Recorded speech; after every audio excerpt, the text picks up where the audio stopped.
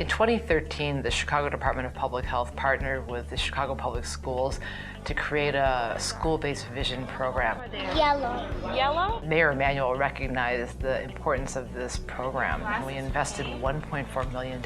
As a result of that investment, we know that more than 90,000 children have received comprehensive eye exams, and nearly 54,000 children have actually received glasses. We know that vision is a critical component of learning.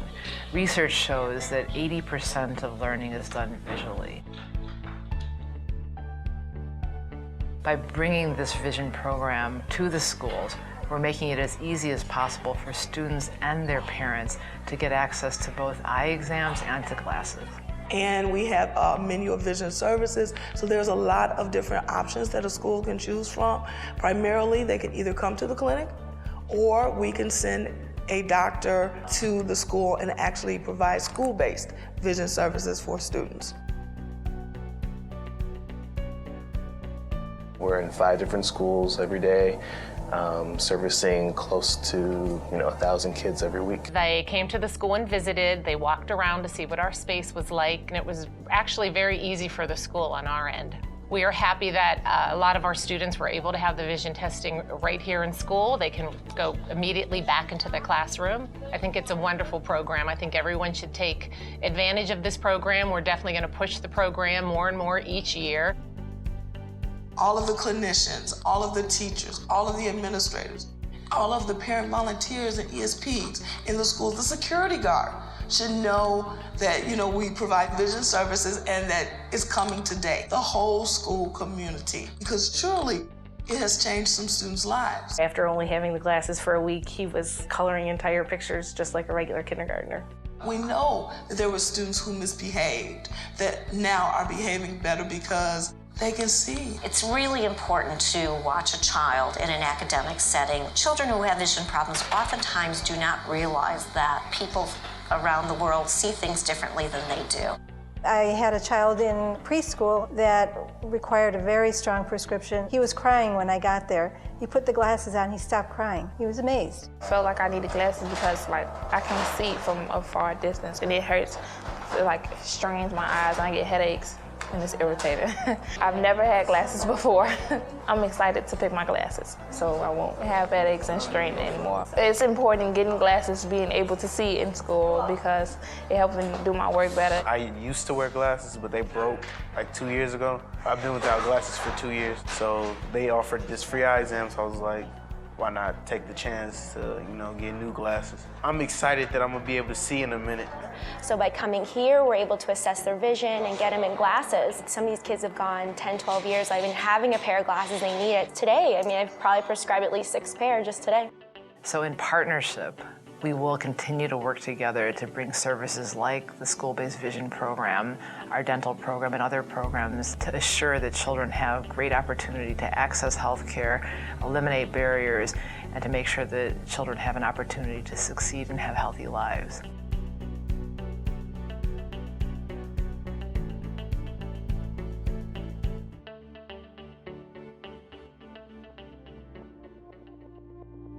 When I think of that evolution from when they first come in the classroom at 3 years old, the self-confidence that they have as math learners, I think that it's very important that we instill that in them in the foundational pre-K classroom, because that's something that they will carry with them throughout their school years. We're able to work more one-on-one with smaller groups of children, giving them a basic and one-to-one understanding of something that we may have gone over during whole group. And since our time is so rushed, being a half-day program, sometimes it may not all sink in. And so it's really good to have that teacher-student connection with a small group of children where we can both facilitate and students can take back something that maybe they missed in the whole group instruction. The way that we are introducing children to math at a younger age will just help them remain confident throughout their school life. I think what's different about teaching at IMEC, and it's gonna sound pretty cliche, is the fact that the relationships are so much better. because I get a lot of interpersonal connections with my students because I'm able to help them and guide them and not be like on the stage forcing them to do things. And they're way more highly engaged. They want to move around. They get into the content and the concepts that I teach, and it's just more enjoyable. Some of my students have told me that the classroom is way more comfortable. It feels like a home away from home. I can say that's the best thing about teaching here. It's a very different experience than what I was used to before I started IMEC Academy. We have more independence because we are partially online, but at the same time with the independence, we're able to have teachers there that know us and work with us and understand the struggles that we're going through. You're gonna write right here. She starts with, I know you did, that's what I'm saying. She starts with 300 and then adds. In this blended learning program, I'm able to do a little bit more one-on-one with students. And in that, I can see where their deficits are, where they're having problems, where they're going wrong, especially in math. And so knowing that and being able to kind of sit with them in a more intimate setting allows me to get to know them better and really see where I can help them the most. And then, we can kind of relax a little bit and then, get back on to whatever we need to do. Some of my other classes that I do a little bit more blended learning, I can sit with a group of kids that really want to ask questions and help. And so that gives me a chance to, just spend more time with them as opposed to standing in front of the room. You're just kind of talking to a whole bunch of students and you never really get to know them or their personality, where if you're sitting right next to them, you have there's nothing other than getting to know them and their personality. My name is Kimberly Liptak. I'm an Illinois certified teacher in elementary education and technology. It's important to keep students on task in the classroom, especially the technology lab, because we have so many things going on. So we have different roles for kids who have different individual learning needs. So we need to make sure that everybody is on task and that they're focused, that they're getting all the time that they need and that we're not wasting any instructional time. So I have a row of 5 or 6 students, and one student in each row is assigned the lab manager role that day, where they get up, they help students if they need to on their software, instructional wise, as well as kind of guide them if they need extra assistance. And that way I can get a chance to walk around to the class and make sure everybody's on task. To make sure that that's working well, I give them a signal, I give them the bell signal. So I usually give them a countdown. We have 1 minute or 30 seconds, depending on the task or activity that we're doing. And then students will know, they'll get up, they'll walk to each student in each row, and they'll look and they'll make sure that they're not playing, that they're using all their instructional time appropriately to move forward to the next task.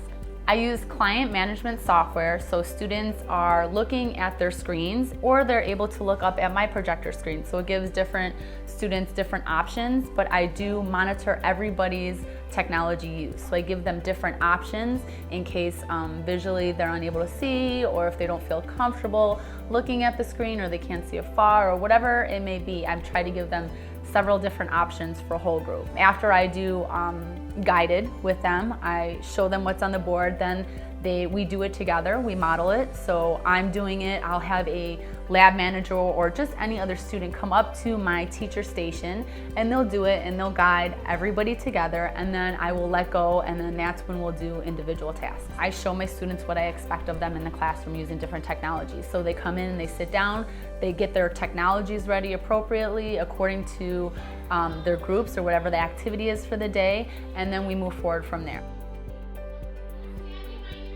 At the end of the day, my last period, most students they already know what to do. Their classroom procedures, they know how to charge the devices. They have it down because we practice it so much, and the importance of keeping technology safe, putting it back where it needs to be, because this is something we use every day for learning. So to make sure students are engaged and on task, I usually, after every lesson throughout the day, I have a short activity checklist. So now that at the end, they get to put all their learning techniques together as well as mine, and we get to see what everybody's done. And I walk around and I have a checklist, and I check it off, or the lab managers for that role, again, well, they'll participate and they will check it off. And then we'll make sure that you opened a Microsoft PowerPoint, that you saved it, that you created a title, and then it's on the desktop. It could be just something simple as a 5 to 10 step activity at the end of the lesson that we've been practicing, so that way I know kids are learning.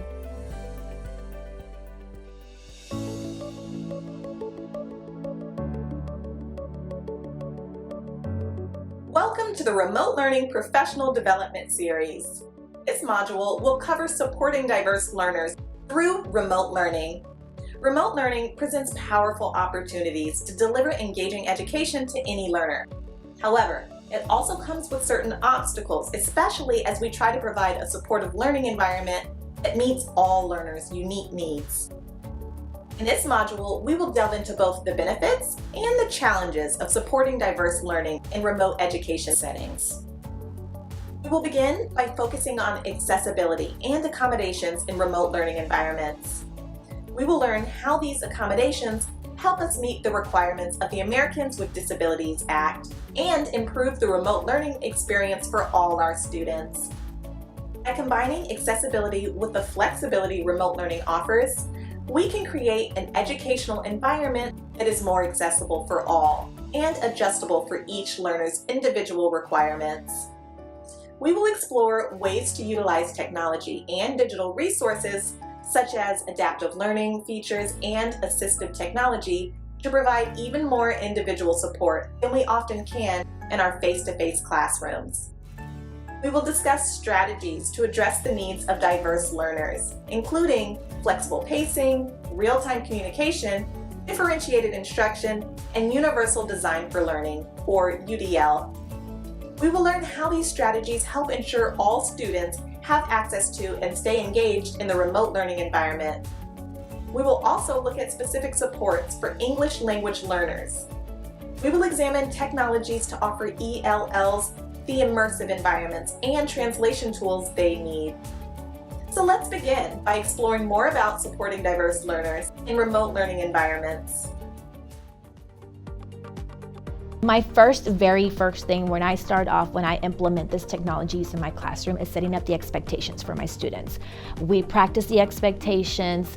I am basically monitoring, I'm going around, making sure they're doing what they're supposed to be doing, so they're aware of my presence, and they're aware that, okay, I know if I'm not doing something, she's gonna come, soon to come check on me. So as you notice, I kind of get up during my small group time, I can get up and walk around, just do a quick check to make sure everyone's on track, because they are 8 or 9 year olds and they are gonna get distracted.